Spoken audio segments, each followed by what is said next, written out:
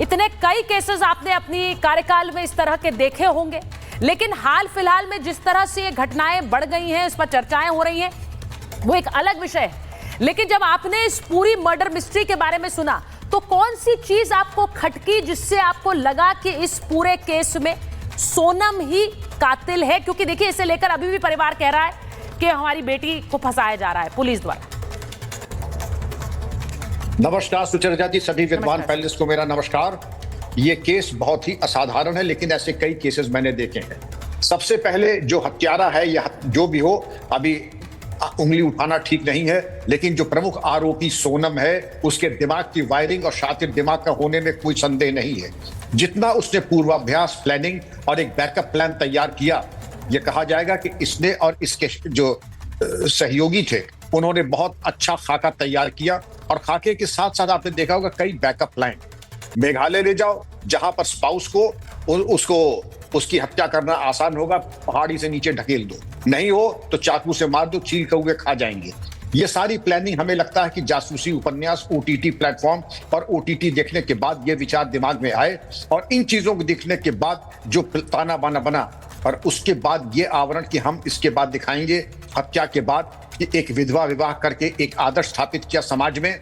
तो ये ताना बाना और बैकअप प्लान, और जिस तरीके से हत्या के बाद इसका सिलीगुड़ी से जाना, सिलीगुड़ी से ट्रेन से आना इंदौर, इंदौर में किराए के मकान पर रहना, फिर ड्राइवर के जरिए गाजीपुर पहुंचना और अपनी गिरफ्तारी एक ऐसी जगह पे दिखाना जिससे कि वहां की पुलिस की विवेचना में वो रुचि न हो जो कि मेघालय पुलिस की हो।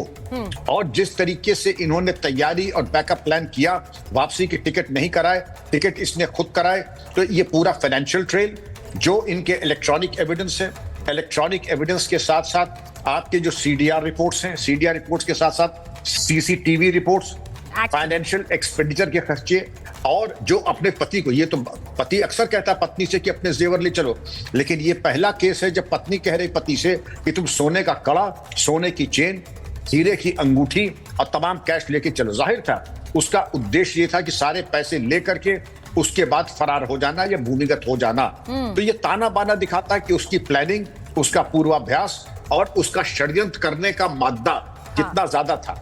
और प्रेम में ये मर्डर जो कहा जाता था, प्रेम, ये प्रेम व्रेम कहीं नहीं है, ये वासना से उन्मुक्त और पूरी तरीके से वासना से ही वशीभूत हो करके ये जो कार्य हुआ है इन लोगों ने किया है। जीवन इतना सस्ता है, आप सुचरिता जी किसी मवेशी के ऊपर हाथ उठा के देखिए, आपका हाथ रुक जाएगा, आप मार नहीं पाइएगा। यहाँ एक इंसान को, और जी नहीं, आप प्लीज कंप्लीट करिए। मैं आपकी बात से बिल्कुल सहमत हूं, क्योंकि मैं आपको बताऊं कि थोड़ी देर पहले अपने न्यूज रूम में भी हम यही चर्चा कर रहे थे कि शायद कोई, जिस व्यक्ति को आप नहीं जानते हैं, आपने मवेशी कहा, मैं कहूंगी कि बिल्कुल सही है। किसी के ऊपर आप कोई चाकू चलते हुए देखते हैं या कोई वार होते हुए देखते हैं तो आप उसे रोकने की कोशिश करते हैं। यहाँ एक व्यक्ति को आप जानते थे, और मैं इसलिए कह रही हूं क्योंकि शायद उसकी अगर कोई भावनाएं भी नहीं जुड़ी रही, वो तो पति था, लेकिन जिस तरह से उसकी निर्मम हत्या की गई है, बहुत सारी डिटेल्स सामने आ रही हैं, ये रूह कपाने वाली हैं। और बहुत से लोग ये सवाल पूछ रहे हैं कि अगर शादी नहीं करनी थी, अगर नहीं करनी थी, शादी हो गई तो आप छोड़ देते।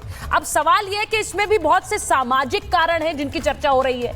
क्या ये आसान था? बहुत से लोग ये भी पूछ रहे हैं। लेकिन यकीन मानिए, किसी की भी हत्या से ज्यादा बड़ी चीज है, आप किसी की हत्या करते हैं, उससे ज्यादा इतनी हिम्मत दिखाइए कि आप कहीं ना कहीं सच कबूल सके। एक व्यक्ति को मारने, उसकी जान चली गई है यहाँ। मैं एक बार जरा ये बोलूंगी, संजीव जी के पास जाऊंगी, उससे पहले मैं एक बार डॉक्टर कपिल कक्कर के पास जा रही हूँ। डॉक्टर कक्कर, जो एक खबर आ रही है अब बीच में, वो ये भी कि वहां बहुत से पड़ोसी हैं, एक कोई ज्योतिषी रहे जो पड़ोस में रह रहे थे, और वो ये कह रहे थे कि मंगल दोष, शायद एक ये भी निवारण करने की कोशिश की जा रही थी कि पहले एक शादी कर लो और उसके ऊपर मंगल दोष होगा, वो मर जाए, और उसके बाद दूसरी से शादी कर लो। लोग वाकई इन चीजों में इस हद तक क्या विश्वास कर रहे हैं अभी भी? डॉक्टर कक्कर, मैं नहीं जानती कि इसके पीछे तथ्य क्या है, लेकिन क्या लोग वाकई ये सोचते हैं कि एक इस तरह की चीज को अमल में लाया जाए? देखिए, जहाँ तक ये सब ज्योतिष वगैरह की चीज़ है, इस तरह का पाखंड हमारे देश में अच्छी तरह से घुल मिल गया है और लोग इसमें बिलीव करते हैं, इसमें कोई शॉकिंग नहीं है। और मैं आपको एक और चीज बता दूं, ये जो सोनम है इसके अंदर ऐसे लोगों में कोई रिग्रेट नहीं होता, कोई रिमोर्स नहीं होता, और ये बिल्कुल कोल्ड होते हैं, और इसलिए ये लोग कोल्ड ब्लडेड मर्डर जैसी चीज कर सकते हैं। इस लेडी सोनम का कोई इमोशनल कनेक्ट भी नहीं था। मैंने जो राजा के ब्रदर का सुना कि कोर्टशिप पीरियड में भी रोके के बाद भी सोनम उससे बात नहीं करती थी, वो उसकी कॉल्स आंसर नहीं करती थी, वो उसको कहती थी मैं बिजी हूं। तो कहीं ना कहीं उसको शुरू से ही ये था कि ये आदमी मेरे लिए नहीं है। पर शायद मुझे लगता है सोसाइटल प्रेशर, या क्योंकि स्ट्रेटा जो इसका लवर था वो इनके इक्वल बैकग्राउंड से नहीं था, और मुझे ये भी थोड़ा मुश्किल हो रहा है इस चीज को मानना कि इसके पेरेंट्स को, स्पेशली फादर को, इस चीज का आइडिया नहीं था, क्योंकि सोनम अपने फादर के साथ काम करती थी, वो लड़का भी वहां काम करता था, उसके बावजूद फादर को थोड़ा सा भी आइडिया नहीं था। मुझे उस बात डाइजेस्ट नहीं होती। दूसरा जो मुझे दिखता है कि सोनम को यह भी लगा कि मैं इसको बैलेंस आउट करूंगी, कि मैं अपना जो लवर है, जो लस्ट है, उसको भी मैं मिटाते रहूंगी, और मैं अपने घर वालों को खुश करके शादी भी कर लूंगी। दूसरा ये भी हो सकता है किसी ने उसके दिमाग में डाल दिया हो कि भैया तुम मंगलिक हो तो एक नहीं, तुम्हारी जिंदगी में 2 शादियां हैं या पहला आदमी मर जाएगा, तो उस चक्कर में उसने सोचा होगा मैं इसी को अनफॉर्चुनेटली बलि का बकरा बना दूं। तो कहने का मतलब है, इसमें एक और बहुत इंटरेस्टिंग चीज है कि ये अभी आपसे मैंने सुना ये इंदौर आती है।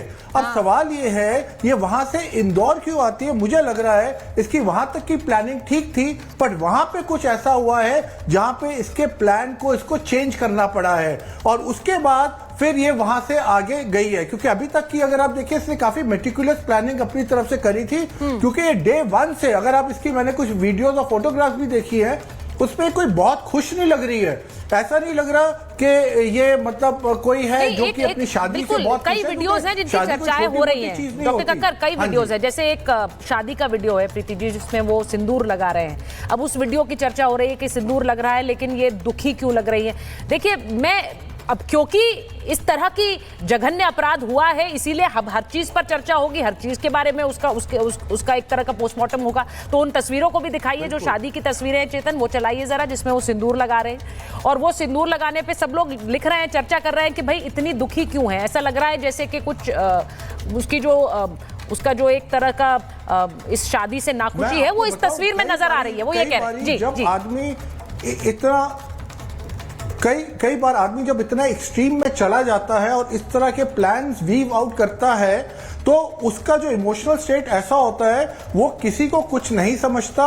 और जैसे भी डीजीपी एक्स डीजीपी साहब ने कहा कि ये वेब सीरीज का और इन सब चीजों का है, पर मुझे ये एक चीज मैं क्लियर करना चाहता हूं, हर एक वेब सीरीज, हर एक पिक्चर में ये दिखाते हैं कि एंड में कातिल पकड़ा जाता है, पर यहाँ पे क्योंकि ये लोग इतने मुझे लगता है वो मैसेजिंग बहुत आगे आ जाते हैं कि आपने बिल्कुल सही बात कही। जो लोग भी इस तरह की कोई साजिश रचते हैं, प्लानिंग करते हैं, उन्हें याद रखना चाहिए वो सीरीज तो देख लेते हैं, लेकिन आपने इंपॉर्टेंट बात कही कि अंत में कातिल पकड़ा जाता है। इस तरह का जघन्य अपराध करके आप कतई नहीं सोचे कि आप इससे बच जाएंगे। मैं प्रीति जी आपसे पूछ रही हूँ, क्योंकि जो तस्वीर सामने आई है उसके बाद बहुत से लोग ये सवाल पूछ रहे हैं कि भाई ये क्यों हो रहा है समाज में, क्यों ऐसी घटनाएं सामने आ रही हैं।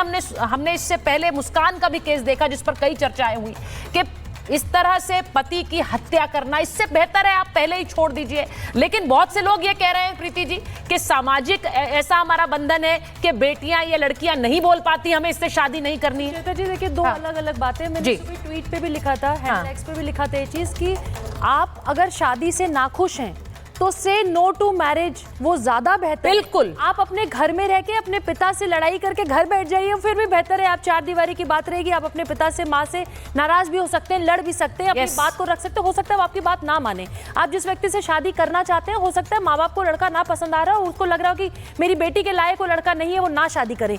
वो ठीक है, वो बेहतर है। अपनी बेटी या बेटे को वर्षों तक अपने घर में बिठाए रहिए, वो बेहतर है, वो लड़ाई बेहतर है। और पेरेंट्स के लिए भी एक चीज जरूर कहूंगी, क्योंकि एनजीओ में बहुत सारे ऐसे केसेस आते हैं सुचरिता जी, जहां पे पेरेंट्स जबरदस्ती या उनके पिता या माँ या भाई या बहन दबाव बच्चों पे बनाते हैं शादी का। लेकिन फिर भी मैं बात कहूंगी, अगर दबाव बनाते हैं तो भी वहां पे आप लड़िए, झगड़िए, जो कुछ भी करिए आप अपने घर के अंदर करिए। जो आप ये गुनाह प्रेम के नाम पे कर